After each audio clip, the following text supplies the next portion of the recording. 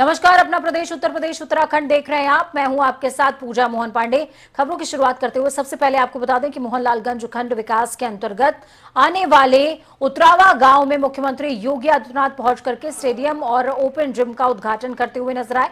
इस दौरान उन्होंने वृक्षारोपण भी किया। इस दौरान उनके साथ कई नेता मौजूद रहे। सीएम योगी ने लोगों को संबोधित करते हुए कहा कि खिलाड़ी अपने लिए नहीं पूरे देश के लिए खेलता है, जिससे देश और प्रदेश का नाम भी बढ़ता है। तो वहीं उन्होंने कहा कि खेल की गतिविधियों को आगे बढ़ाने के लिए पीएम लगातार कोशिशें कर रहे हैं।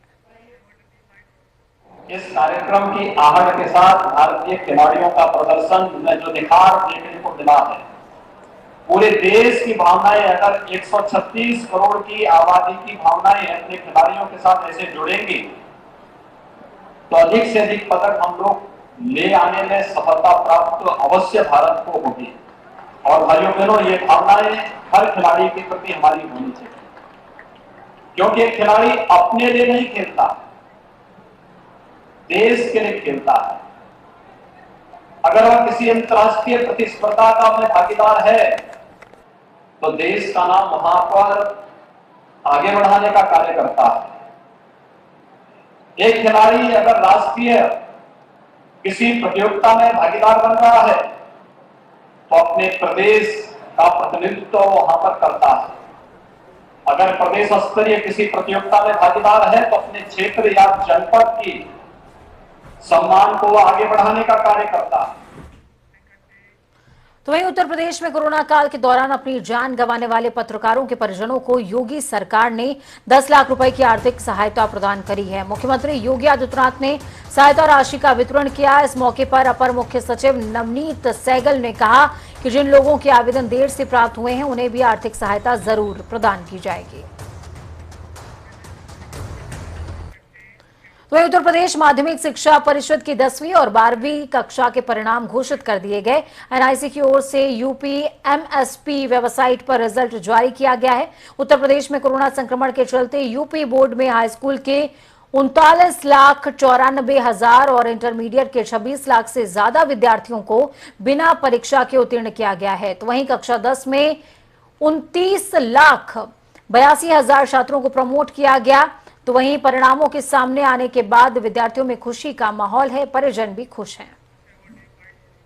लॉकडाउन में हम पहली बात तो हमारा स्कूल 4 अप्रैल से ही खुल गया था और ऑनलाइन ही बहुत अच्छी पढ़ाई हुई थी। हमारे टीचरों ने, हमारे गुरुओं ने बहुत ही अधिक मेहनत की है हम लोगों के ऊपर, और हम लोगों के ऊपर विश्वास भी दिखलाया था, जिसे हम लोगों ने उनका कुछ वो दिखा पाया है, उनकी मेहनत का कुछ साकार कर पाए हैं। सीएम योगी ने भी बच्चों को बधाई दी है और ट्वीट किया और कहा कि माध्यमिक शिक्षा परिषद उत्तर प्रदेश के 10वीं और 12वीं कक्षा के परिणामों में सफल हुए सभी विद्यार्थियों, उनके अभिभावकों और गुरुजनों को हृदय से बधाई। कोरोना की विषम परिस्थितियों में आपकी सफलता सराहनीय है। मां सरस्वती से सभी के उज्जवल भविष्य और कुशाग्र बुद्धि की कामना है।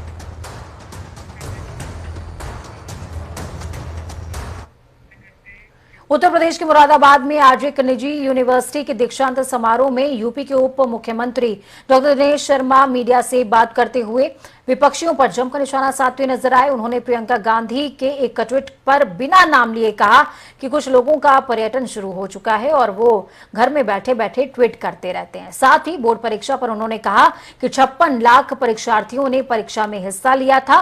प्रधानमंत्री के निर्देश पर प्रयागराज बोर्ड के 100 साल के इतिहास में पहली बार बिना परीक्षा के उनके पिछले रिकॉर्ड को देखते हुए अंक तालिकाओं का वितरण हुआ है। उत्तर प्रदेश जो प्रयागराज बोर्ड है उसके 100 साल के इतिहास में पहली बार बगैर परीक्षा के केवल अंकन प्रक्रिया, उनके पिछले रिकॉर्ड्स और जो उपलब्ध रिकॉर्ड है अंकों का, उसके आधार पर अंक तालिकाओं का वितरण होगा। ये परीक्षा परिणाम नहीं है और इसके माध्यम से जो एक विद्यार्थी है उसको आगे की भूमिका तय करने का अवसर मिलेगा। कुछ नेता हैं जो चुनाव के 3-4 महीने पहले अपनी राजनीतिक पर्यटन यात्रा पर निकलते हैं। उनका जो पॉलिटिकल टूर है वो राजनीतिक आकांक्षाओं को पूरा करने के लिए समय समय पर ट्वीट के माध्यम से सिद्ध हो, इसकी वो कोशिश करते हैं, क्योंकि धरातल पे रहते नहीं है, इसलिए उन्हें जानकारी का अभाव होता है और समय समय पर ये हास्यास्पद बयान के लिए प्रसिद्ध है। उत्तर प्रदेश के उप मुख्यमंत्री डॉक्टर दिनेश शर्मा ने भी माध्यमिक शिक्षा बोर्ड प्रयागराज की ओर से घोषित कक्षा 10वीं और 12वीं की परीक्षा के छात्रों को बधाई दी है और उनके उज्जवल भविष्य की कामना भी की है। तो वहीं उन्होंने ट्वीट करते हुए कहा कि माध्यमिक शिक्षा परिषद उत्तर प्रदेश द्वारा घोषित परीक्षा परिणामों में उत्तीर्ण हुए सभी विद्यार्थियों को मैं बधाई देता हूँ। कोरोना काल में शिक्षा की राह में आई बाधाओं के बावजूद आप सभी का परिश्रम प्रशंसनीय है। यूपी विधानसभा चुनाव में अब कुछ ही महीने बचे हुए हैं, जिसको लेकर सभी राजनीतिक दल सक्रिय हो गए। लखनऊ पहुंचे रिपब्लिकन पार्टी के अध्यक्ष और केंद्रीय मंत्री रामदास अठावले ने सीएम योगी से मुलाकात करी और मुलाकात के दौरान आगामी चुनावों के मद्देनजर 10 सीटों की डिमांड करी है। योजना भवन में प्रेस वार्ता के दौरान केंद्रीय मंत्री रामदास अठावले ने कहा कि गाजियाबाद में 26 सितंबर से बहुजन समाज यात्रा निकाली जाएगी। तो वहीं उन्होंने कहा कि हमारी पार्टी मोदी सरकार से मांग करती है कि क्षत्रिय समाज को भी 10% आरक्षण दिया जाना चाहिए। उन्होंने कहा कि जातिगत जनगणना से जातिवाद नहीं बढ़ेगा, इसलिए 2021 की जनगणना जातिगत आधार पर होनी चाहिए। तो वहीं उन्होंने किसानों की बात करते हुए कहा कि किसानों की ओर से धरना करने का ये तरीका गलत है, इनके प्रदर्शन से आम लोगों को परेशानी हो रही है। बहुत सारी योजनाएं हम लोगों ने बनाई है। किसानों के लिए जो हमने कानून बनाए हैं तो ये किसान के हित के है, लेकिन उसके बावजूद भी जो किसान आंदोलन कर रहे हैं, 8 महीने हो रहे हैं, ये आंदोलन का तरीका नहीं होता है। आंदोलन में मतलब बहुत गलत बातें हो रही है और आंदोलन 8 महीना मतलब वहाँ डेरा डालकर आप लोग बैठे, आपको मांग करने का अधिकार है, लेकिन इसी तरह का आंदोलन हमने भी नहीं किया है। हम भी आंदोलन करके यहाँ पहुंचे हैं, लेकिन लोगों को तकलीफ देने का आंदोलन नहीं होना चाहिए और सरकार अमेंडमेंट के लिए तैयार है। जो आप चाहते हैं वो अमेंडमेंट उसमें करने के लिए सरकार तैयार है। तो वहीं कानपुर में एसएनके पान मसाला बनाने वाले शहर के कारोबारी नवीन कुरेले और प्रवीण कुरेले की 115 बोगस कंपनियां सामने आई हैं। इन कंपनियों के जरिए एसएनके समूह का 400 करोड़ रुपए से ज्यादा का अघोषित कारोबार पकड़ा गया है। आपको बता दें कि इन कंपनियों में 34 बैंक खातों के जरिए लेन देन हुआ करता था। प्रदेश में ये अब तक की सबसे बड़ी चोरी का मामला हो गया है। इस वजह से आयकर अफसरों ने जांच का दायरा बढ़ा दिया है। अब टीमें कानपुर, दिल्ली, कोलकाता, गाजियाबाद, नोएडा के 31 ठिकानों पर जांच कर रही हैं। बोगस कंपनियों का डाटा खंगालने के लिए फॉरेंसिक विशेषज्ञों की टीम लगाई गई है। जनसंख्या समाधान फाउंडेशन के मौके पर गाजियाबाद के राज्यसभा सांसद डॉक्टर अनिल अग्रवाल की ओर से जनसंख्या वृद्धि को लेकर कानून बनाए जाने वाले प्रस्ताव में अहम भूमिका निभाने वाले व्यक्ति हैं, जिन्होंने लगभग 4 सालों से देश के प्रधानमंत्री नरेंद्र मोदी से लेकर उत्तर प्रदेश के मुख्यमंत्री योगी आदित्यनाथ तक जनसंख्या नियंत्रण कानून को लेकर कवायद शुरू की थी। तो वहीं अनिल अग्रवाल ने जनसंख्या नियंत्रण कानून को लेकर कहा कि अब अमली जामा पहनाया जा रहा है। एक ऐसा देश है जहां चुनाव होते रहते हैं, तो अगर इस डर से कि साहब चुनाव आने हैं इसको ना लाया जाए तो ये तो ठीक नहीं है। इस 4.5 साल के कार्यकाल में निरंतर माननीय योगी जी के नेतृत्व में सरकार ने कुछ ना कुछ काम करते रहे हैं। तो विपक्षियों को इस प्रकार की जो उनका वक्तव्य है ये उनकी हताशा और निराशा दिखाता है और वो चुनाव से पहले ही मानसिक रूप से चुनाव हार चुके हैं, इसलिए इस प्रकार के आरोप लगा रहे हैं। राजधानी के कई बड़े मंदिर और आरएसएस के कार्यालयों को लेकर धमकी भरा पत्र मिला। पत्र में मंदिर और आरएसएस के कार्यालय निशाने पर होने की बात कही जा रही है। रजिस्टर्ड डाक से ये पत्र अलीगंज हनुमान मंदिर के पते पर आया। खुद को जिहाद समर्थक बताते हुए पत्र में कहा गया कि अगर 14 अगस्त की शाम तक मुजाहिदों को रिहा नहीं किया गया तो अंजाम भुगतने के लिए तैयार रहे। पत्र मिलने के बाद मंदिर प्रशासन से जुड़े लोगों ने संयुक्त पुलिस आयुक्त अपराध और मुख्यालय नीलाब्जा चौधरी से संपर्क किया, जिसकी जांच के लिए क्राइम ब्रांच की टीमों को लगा दिया गया है। फिलहाल पुलिस अभी मामले में कुछ भी कहने से बच रही है। लगातार पूरे मामले की तफ्तीश की जा रही है। एक पत्र जो मुझे सूचना मिली है कि कुछ प्रमुख मंदिरों पर जरिए रजिस्टर्ड डाक प्राप्त हुआ है और उसमें पुलिस की टीमें लगी हैं। सारे बिंदुओं की छानबीन की जा रही है, सत्यता की जानकारी की जा रही है। सामान्यतः श्रावण मास चल रहा है, अतिरिक्त सतर्कता व्यवस्था वैसे भी मंदिरों पर रखी जाती है, सामान्य दिनों में भी हम रखते हैं। इस संदर्भ में पूर्ण सतर्कता रखी जा रही है और जो पत्र प्राप्त हुआ है उसके संदर्भ में गहनता से जांच की जा रही है। कई टीमें लगी हैं, जानकारी कर इसमें अग्रिम कार्रवाई की जाएगी। तो वहीं दूसरी तरफ यूपी एटीएस ने रोहिंग्याओं की गिरफ्तारी के पूछताछ मामले में एक बड़ा खुलासा कर दिया। सूत्रों की जानकारी के हिसाब से रोहिंग्या गिरोह के सदस्यों ने बताया कि वो म्यांमार और बांग्लादेश से लोगों को अवैध तरीके से लाते थे और भारत में बसा दिया करते थे, जिसके चलते यूपी एटीएस अब पूरी तरीके से अलर्ट मोड पर है और उसकी छानबीन भी शुरू कर दी है। यूपी के कानपुर पुलिस कमिश्नर की ही तरह उन्होंने आदेश भी जारी कर दिए हैं। घनी आबादी में रह रहे बाहरी लोगों का वेरिफिकेशन करने की शुरुआत अब की जाएगी। पुलिस कमिश्नर असीम अरुण ने बताया कि कुछ दिन पहले सूचना मिली थी कि बाहरी लोग गलत तरीके से जिले में रह रहे हैं, जो कि फर्जी कागजातों के आधार पर भारत के अंदर आए हैं। पुलिस उन सभी के पेपरों की चेकिंग करेगी और उनकी पहचान भी करेगी। एक अभियान शुरू किया गया है ऐसे इलाकों में जहां पे हमें संदेह है कि यहाँ पे अवैध रूप से विदेशी नागरिक प्रवास कर रहे होंगे। इन क्षेत्रों में पुलिस द्वारा एक सर्वेक्षण किया जा रहा है। वहां पे रहने वाले व्यक्ति में से कुछ लोगों का सैंपल का आधार कार्ड या पासपोर्ट या कोई भी आईडी डॉक्यूमेंट है उसको स्कैन किया जा रहा है और उसके बाद में उसका परीक्षण किया जा रहा है। ऐसा इसलिए कर रहे हैं क्योंकि हम लोग को हाल में शिकायतें मिली हैं और ऐसे लोग पकड़े भी गए हैं पूरे प्रदेश में, जिन्होंने अवैध रूप से भारत में प्रवेश किया, यहाँ पे रह रहे थे और उनके द्वारा आधार कार्ड या पासपोर्ट आदि बनवाया गया। मृतक आश्रित पुलिस भर्ती 2018 के अभ्यर्थियों ने लखनऊ में जमकर प्रदर्शन किया। प्रदर्शन के दौरान अभ्यर्थियों ने एक बार फिर से बीजेपी कार्यालय का घेराव किया। उनका कहना है कि पदों की संख्या कुल संख्या की तुलना में काफी कम है। कुल पदों पर भर्ती की अपेक्षा 5% ही मृतक आश्रित पद अभ्यर्थियों को आवंटित किए गए हैं। अभ्यर्थियों की मांग है कि मृतक आश्रित पदों की संख्या बढ़ाई जाए। तो वहीं पुलिस ने प्रदर्शनकारियों को हिरासत में लेते हुए सभी को इको गार्डन भेज दिया। अल्पसंख्यक आयोग के अध्यक्ष अशफाक सैफी ने कहा कि यूपी सरकार ने जो जनसंख्या नियंत्रण कानून के लिए मसौदा तैयार किया है वो सराहनीय है। मुस्लिम वर्ग पिछड़ा ना रहे, इसलिए इस कानून का सम्मान करना चाहिए। टोपी वाले जब टाई लगाकर निकलेंगे तो मुस्लिम समाज की प्रगति हमें साफ दिखाई देगी।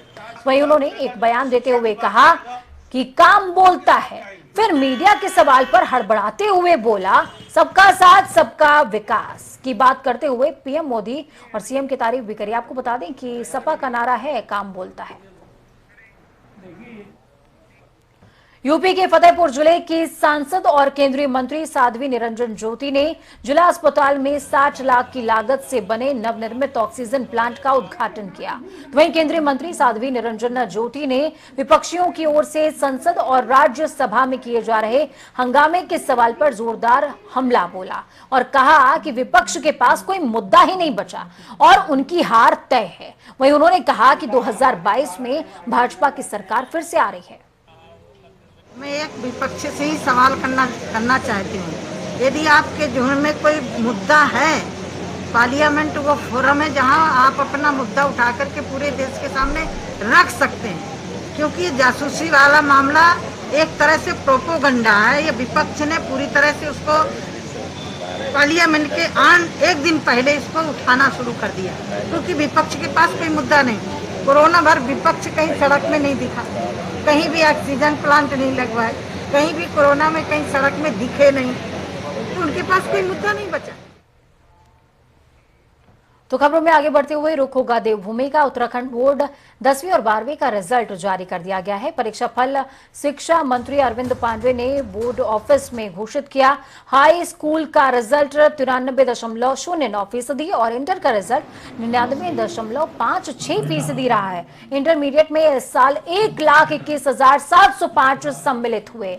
इनमें से 1,21,171 विद्यार्थी पास हुए हैं, जिनमें सम्मान सहित 20,955 परीक्षार्थी पास हुए हैं। प्रथम श्रेणी में 63,901 पास हुए हैं। तो वहीं हाई स्कूल में इस साल कुल 1,47,725 परीक्षार्थी शामिल हुए।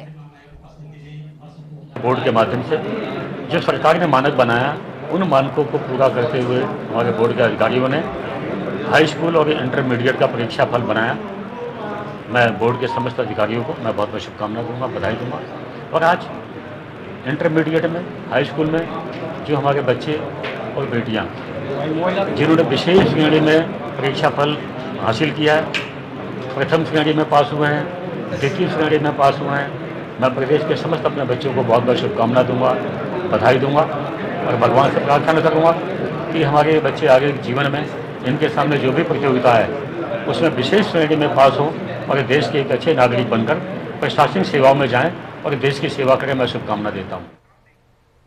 तो वहीं आपको बता दें कि हरिद्वार के रोशनाबाद में वंदना कटारिया की जीत पर जिलाधिकारी सी रविशंकर ने परिवार संग खुशियां बांटी। आपको बता दें कि टोक्यो ओलंपिक में हैट्रिक लगाने वाली उत्तराखंड की वंदना कटारिया का नाम इतिहास के पन्नों में दर्ज हो गया है। हरिद्वार की वंदना ने दक्षिण अफ्रीका के खिलाफ मैच में एक के बाद एक 3 गोल करके टीम को जीत दिलाई है। उनके इस प्रदर्शन की बदौलत भारत ने साउथ अफ्रीका की टीम को 4-3 से शिकस्त दी और टोक्यो 2021 की महिला हॉकी की क्वार्टर फाइनल में पहुंचने की अपनी उम्मीद को बरकरार रखा है, जहां वंदना के इस प्रदर्शन से हरिद्वार के सभी खेल प्रेमी खुश नजर आ रहे हैं।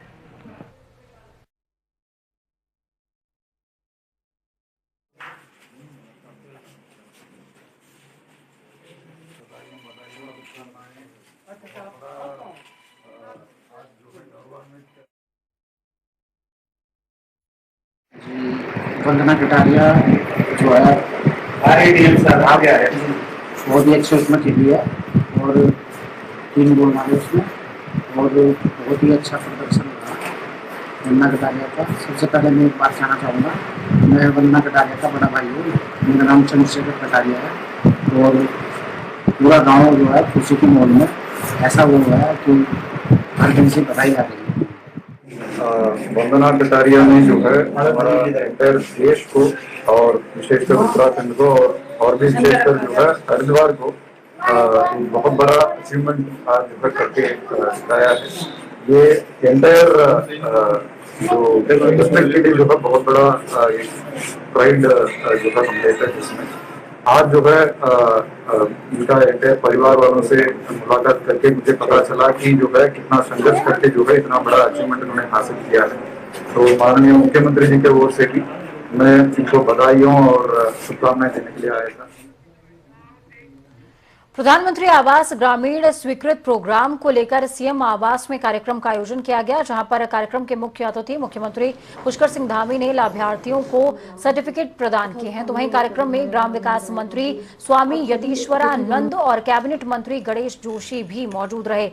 सीएम धामी का कहना है कि प्रधानमंत्री मोदी के दिशा निर्देशों में कई कल्याणकारी योजनाओं का संचालन प्रदेश में किया जा रहा है और प्रधानमंत्री आवास योजना भी उनमें से एक है। देखिए, प्रधानमंत्री जी की योजना प्रत्येक जो समाज के अंतिम छोर में खड़े हुए गरीब हैं, मजदूर हैं, जिनके पास अपना आवास नहीं है, उनको आवास मिले, उसके लिए योजना चलाई जा रही है। और आज इस योजना के 16,472 लोगों को इससे सीधे सीधे लाभ मिलने वाला है, उनको आवास मिलने वाले हैं और 1,30,000 रुपये की धनराशि उनके सीधे खातों में 3 किस्तों के माध्यम से उनके खातों में पहुंचेगी। 60, 40 और 30 के रेशियो में, यानी कि पहली किस्त 60 की, दूसरी 40 की और तीसरी वाली 30 की। तो वहीं आपको बता दें कि पूरे सूबे में बारिश को लेकर के अलर्ट जारी किया गया है और बारिश कहीं राहत है तो कहीं पर आफत।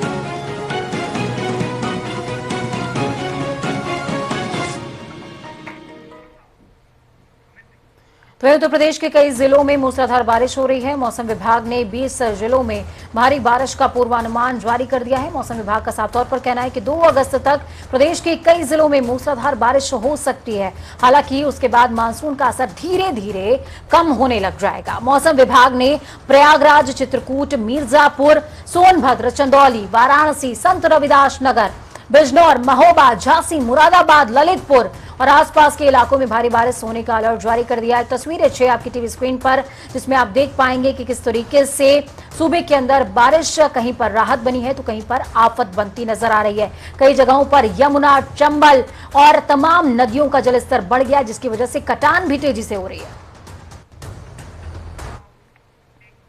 यूपी के फतेहपुर जिले के जिला न्यायालय के अपर जिला सत्र न्यायाधीश नित्या पांडे ने 7 साल पहले नाबालिग लड़की को अगवा कर रेप के मामले में सुनवाई करते हुए युवक को 7 साल की सजा सुनाई।